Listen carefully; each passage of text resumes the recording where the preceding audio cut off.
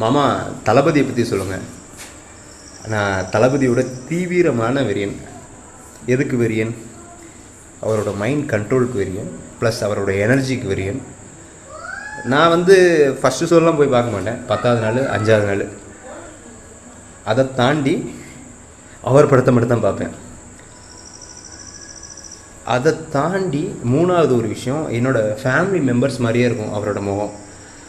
எங்கள் அப்பா மாதிரியே இருப்பார், எங்கள் தாத்தா மாதிரியே சந்திரசேகர் இருப்பார், என் தம்பி மாதிரி விஜய் வந்து அச்சஸெல்லாம் இருப்பார், தளபதி வந்து அந்த மாதிரி ஒரு ஃபேமிலி கனெக்டாக இருக்கும்.